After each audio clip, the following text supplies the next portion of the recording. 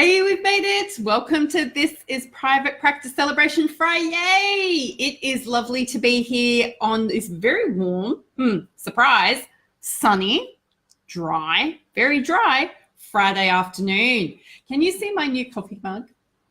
I was sent a gift yesterday, and I think this coffee mug is awesome. It's a really good size for me too, because I don't drink really big mugs of coffee. Right now it's filled with sparkling water because it's 4:30 on a Friday afternoon. I am incredibly weary. I don't need the caffeine making me all jumpy and jittery today. Hello, Priscilla. Welcome. I know, isn't it cool?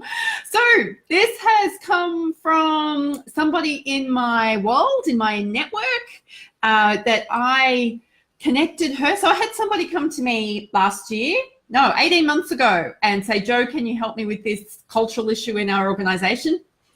I could do that stuff, but it's not what I'm gifted at, and no. So I connected these two people together and it's paid off, and this is my thanks for being a part of that, Jo. How cool is that? That is a cool gift. Love the coffee mug, and it came with a card saying, I thought this would look great on your videos. There we go. So now it's on my video. So Gabby, it's here. Thank you. I think it's awesome. Haha. All right. So we made it to Friday and we can celebrate all the things of the week. So I have a question. I want to know, how many lives have you impacted? Have you changed? Have you touched? Have you influenced this week? Because I think we as health professionals get very focused on the person in front of us, right in front of us at that very moment in time. So I went back and I counted up all of the different clients that I had delivered directly to this week. And there was about 13 of them. So I'm like, yeah, my number's 13. That's not true at all. So every time we write a social media post, every time we write a blog post, every time we have a phone call with somebody who's not necessarily a client, every time we send a client away into their world where their family exists, we are reaching out and touching all of these other people. This is the sphere of our influence. So if you think the sphere of your influence is only occurring in one-on-one interactions with your clients, you are sadly mistaken. But how awesome is that? So we have this incredible world pretty much at our fingertips, in our cameras, on our phones, very close by. But that also comes with incredible responsibility. So this is why it's important that we check in with ourselves and make sure that what we are producing and how we're communicating is thoughtful and provocative, but thoughtful and careful and considered. And I think that that is just an amazing thing to be aware of. So I got to meet with some people this week that I was not expecting to meet. No, I've been talking about this a bit. So I'm incredibly excited about the opportunities that were created out of a conversation yesterday. Our of that conversation yesterday, the person that I met with and I've been texting this afternoon, seeing opportunities everywhere. Our conversation gave us both the opportunity to expand our vision. Oh, expand your vision. Now, some of us don't need help with expanding vision. Carol's got awesome vision. She's just going to heal humanity. That's all. But how cool is it to know that the work we think we're doing with one person has such a significant impact on the way that person goes home and talks to their children or their partner or their grandparents or their workmates or the people they socialize with? What if they're talking to all of those people? What if our influence is 10 to the factor of 10?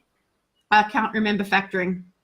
I'm trying to remember. You know, you have a big number and then you put a little number on top of it, to the power of 10. I have a feeling that that's what it does. I have a feeling that that's what our work does. Just putting it out there. I think that is worth celebrating. I also did something unique and unusual in a vocational counseling context this week. I like trying things that are new, and fortunately, I have customers who trust me because I have built the relationship and they go, Jo, if you think that's going to work, then let's do it. So I have a client who has not been able to work for 7 years. She has been that unwell for that amount of time. Now, she's actually on a really good wicket right now. That's a cricket analogy. It means she's on a good thing. The amount of money that she, yeah, you're right, Priscilla, math. The amount of money she receives on her disability benefit each month is a lot of money. In fact, it's a lot of money, more money than a lot of health professionals are making in their first year of private practice. Just putting it out there. So for her to think about going back to work, it's kind of a tough ask. She could sit down and do nothing. However, this woman has had a career. She has been a career-oriented woman. She has studied and worked hard. Working for her is actually important, and finding a place where she fits into the world of work is important. So she has been making this expression about what it was that she might like to do. And she's the sort of person that likes the facts. You ever met those people? They need the facts. And sometimes, regardless of our expertise, we are just not expert enough in those specific facts. So I actually facilitated a lunch meeting today between my client and somebody else in my world that I have worked with, and got permission for them to meet. And we had a three-way conversation so that the other expert at the table could help my client understand what her issues were and what that could look like for work. Now, that's a really unusual way for vocational counselling to occur, but you know what? It's worked. It has helped my client now go, oh, there's so many good things for me to think about. This is where my knowledge and skills can be used. That is worth celebrating. She will be on a high, which means she'll be pretty tired tomorrow, but the influence that's going to have on her and her children and her family over the next few days is going to be powerful. Linda Mottram, it's lovely to have you here. Kelsey, you're here again. Yay! That is cool. I like it when all the people turn up to these episodes. So what else am I celebrating? Was that my husband? My husband just turned up. That would be fun. Yes, hello. Hey, and Beck McMurray's here. Haha, that's cool. Hello, John. I hope your massage was cool. Enjoyable. Not cool because it's hot. So I was thinking back to Monday. I actually couldn't function on Monday. I was really unwell. I'm doing much better. And thank you to the lovely Brittany Wagner who got in touch with me today specifically to make sure I was doing okay. You have no idea how much I appreciate the fact that you reached out and made sure I was doing okay. Beck McMurray, happy Friday to you too, lovely lady. The empty nest. Well, I made the mistake of going into the empty room and looking in the empty drawers, which I have discovered are not empty. So the emptiness is still quite full of the stuff of the sun. But the beautiful thing that happened for me was yesterday, which was my Thursday, I got to have coffee with him in the city. So I got to see him after his first night being away in his new home, and that has filled me with joy, but it's also made me realize he's safe and he's got this and he's going to be okay. So we've already lined up our second date, coffee date, for next Wednesday when I'm in the city again. Yes, I have stupidly organized to go into the city on a Wednesday. I may not be very well on Thursday.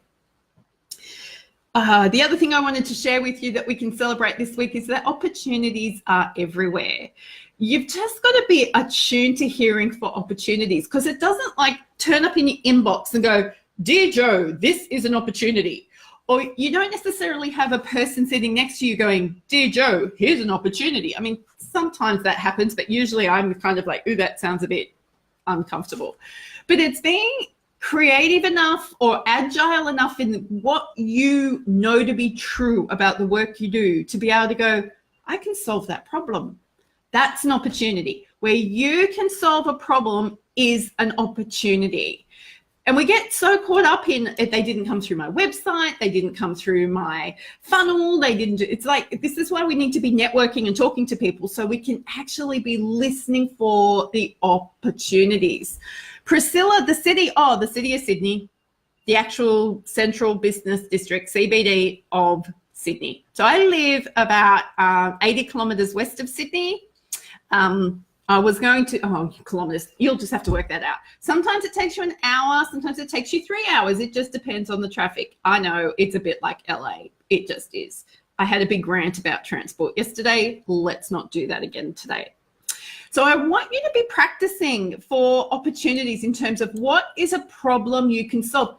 Debbie Simmons, you're here. Oh, this is cool. I am very, very happy about this. Beck McMurray, you had that yesterday from a Facebook post, and today a new client.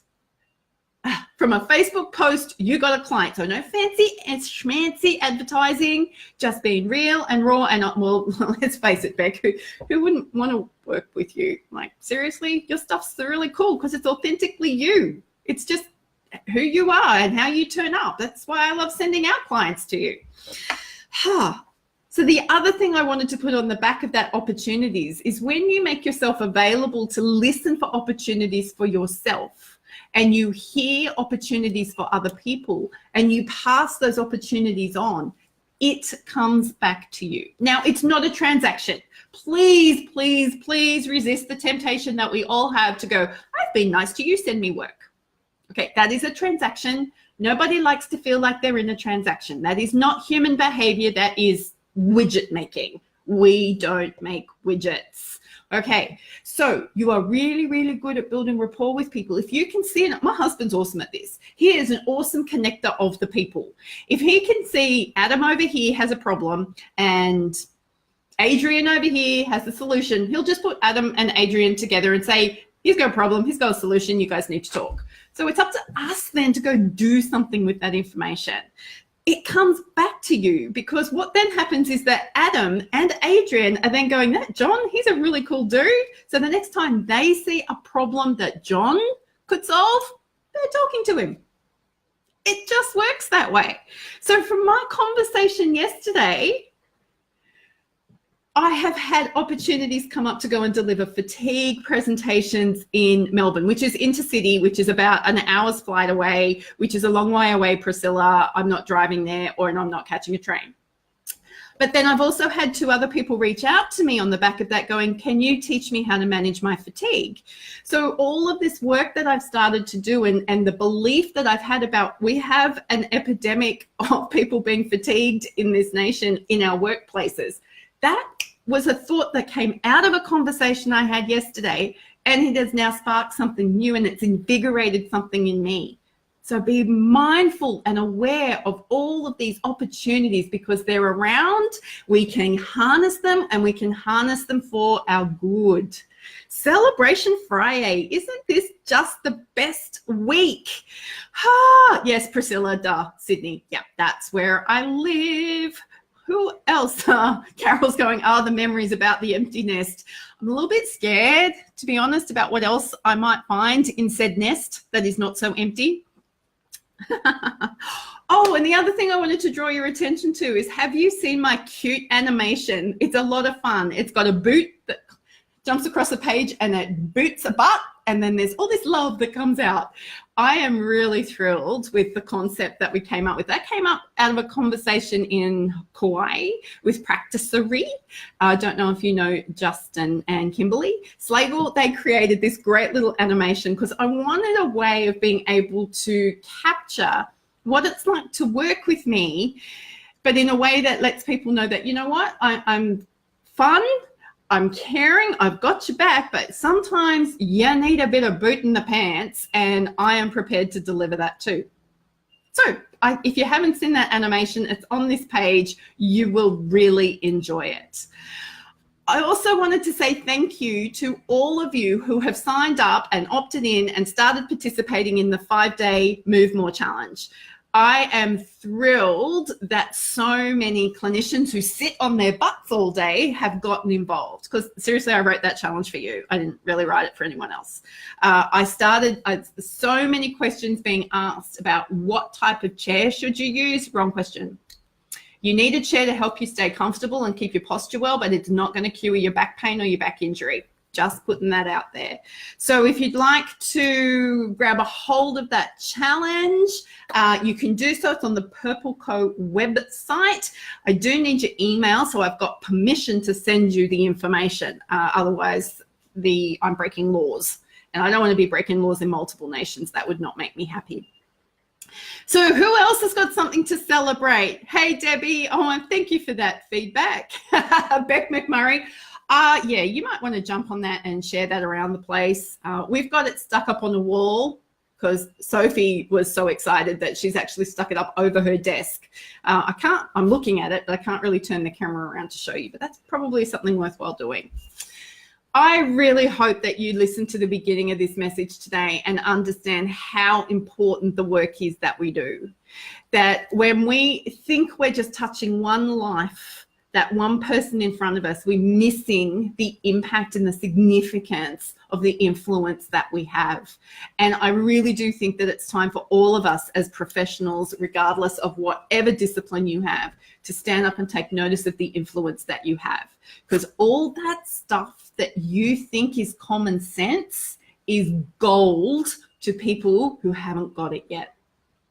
So with that, I am going to leave you on this Friday afternoon.